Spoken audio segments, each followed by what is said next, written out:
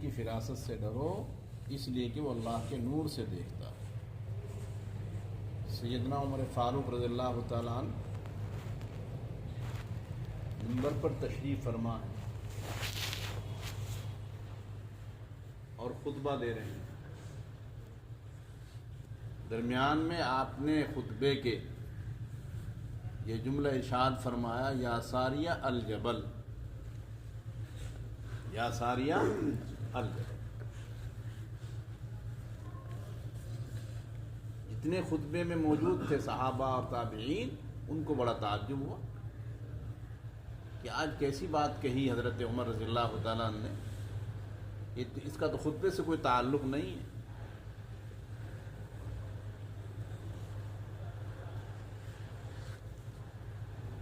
بات یہ ہوئی تھی کہ حضرت عمر رضی اللہ تعالیٰ عنہ کے دور خلافت میں ایک لشکر آپ نے بھیجا تھا۔ اس کے امیر ساریہ نامی صحابی تھے۔ ان کی طرف ایک دشمن آ رہا تھا حملہ کرنے کے لیے، تو آپ نے منبر پر تشریف فرما رہتے ہوئے اپنی نورانی آنکھوں سے دیکھا کہ کچھ ہی دیر میں وہ لشکر صحابہ کرام پر تابعین پر حملہ کر دے گا، تو آپ نے یہاں کھڑے ہوئے منبر پر مدینہ منورہ میں فرمایا، یا ساریہ الجبل، اے ساریہ پہاڑ کی طرف نگاہ کرو، پہاڑ کی طرف نظر کرو۔ یہ آواز سینکڑوں نہیں ہزاروں کلومیٹر دور پر ان امیر لشکر کے کانوں میں پہنچ گئی، اور فوراً وہ متنبہ ہوئے اور پہاڑ کی طرف نہ رخ کر کے نگرانی شروع کر دی۔ جب مہینوں کے بعد لشکر واپس آیا تو انہوں نے بتایا کہ ہم نے عمر رضی اللہ تعالیٰ عنہ کی آواز اپنے کانوں سے سنی، ہمیں آپ نے تنبیہ فرمائی، یا ساریہ الجبل، یہ ساریہ پہاڑ کی طرف ذرا نظر رکھو، تمہارا دشمن تمہارے اوپر حملہ کرنے والا ہے۔ تو یہ اللہ کا ولی مدینہ منورہ میں ہزاروں میل بیٹھا ہوا دیکھ رہا ہے، اسی لیے اللہ کے نبی نے فرمایا مومن کی فراست سے ڈرو اس لیے کہ وہ اللہ کے نور سے دیکھتا ہے۔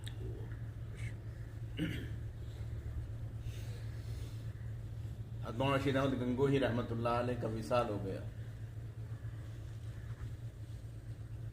خلفاء حضرت کے جمع، حضرت کی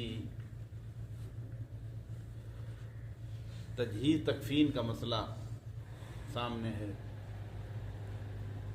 ایک شخص روتا ہوا، بہت گڑ گڑاتا ہوا، محبت کا اظہار کرتا ہوا آیا، اور وہ کہنے لگا مجھے حضرت کا چہرہ دکھا دو، مجھے حضرت کا چہرہ دکھا دو، حضرت کا چہرہ دکھا دو۔ مولانا خلیل احمد صاحب نور اللہ مرقدہ حضرت کے اجل خلفاء میں سے ہیں، بڑے قیمتی لوگوں میں سے گزرے ہمارے اکابر۔ انہوں نے 3 دعائیں مانگی تھی۔ پہلی دعا مانگی تھی انہوں نے، میری کتاب میری زندگی میں پوری ہو جائے، مولانا خلیل احمد صاحب۔ دوسری دعا مانگی تھی کہ عرب میں امن کی حکومت قائم ہو جائے، میں اپنی آنکھوں سے امن کی حکومت قائم ہوتا ہوا دیکھ لوں۔ تیسری دعا مانگی تھی میری موت مدینے میں واقع ہو۔ فرمایا کرتے تھے 2 دعائیں تو میں نے اپنی آنکھوں سے پورا ہوتے ہوئے دیکھ لی، میری کتاب میری زندگی میں پوری ہو گئی، اور سعودیہ میں امن کی حکومت بھی قائم ہو گئی۔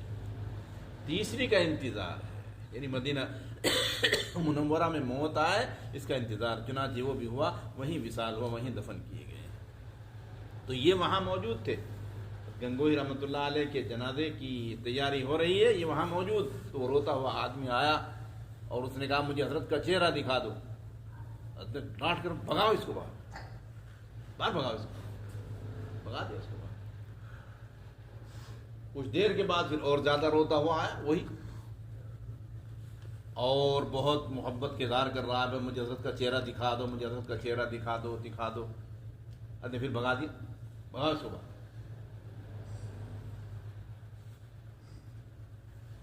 تیسری بار پھر آ گیا، حضرت نے کہا کہ باہر ہوگا، لوگوں کو تعجب ہو رہا ہے کہ بیچارہ محبت میں آیا ہے، حضرت کا چہرہ دیکھنا چاہتا ہے، اور مولانا خلیل احمد صاحب اس کو بھگا رہے۔ حضرت بھی لوگوں کی نگاہوں کو تاڑ گئے، جانچ گئے کہ ہاں لوگوں کے خیالات میں یہ آ رہا ہے کہ غلط ہو رہا ہے، اس کو بھگانا۔ فرمایا اس کی تلاشی لے لو، اس کی تلاشی لے لو۔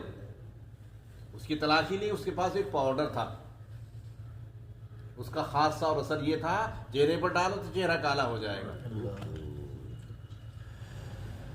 تو حضرت کے چہرے پر ڈال کر وہ یہ ظاہر کرنا چاہتا تھا کہ دیکھو گنگوہی کا چہرہ مرنے کے بعد بدل گیا تھا۔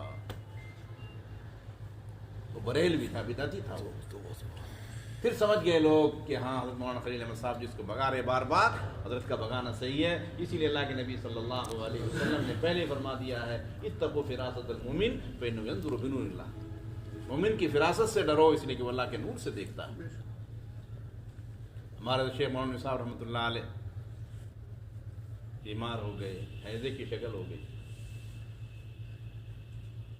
دست بھی، الٹی بھی، اور دور کچھ ایسا چل رہا تھا اس وقت میں اس مرض میں لوگ مر بھی رہے۔ حضرت نے اپنے شیخ، اپنے استاد محترم حضرت شاہ اسد اللہ علیہ رحمہ کی خدمت میں اطلاع بھیجی کہ حضرت سے عرض کرو کہ میری طبیعت خراب ہو رہی ہے۔ حضرت نے فرمایا کہہ دو ٹھیک ہو جائے گا، گھبرائے نہیں۔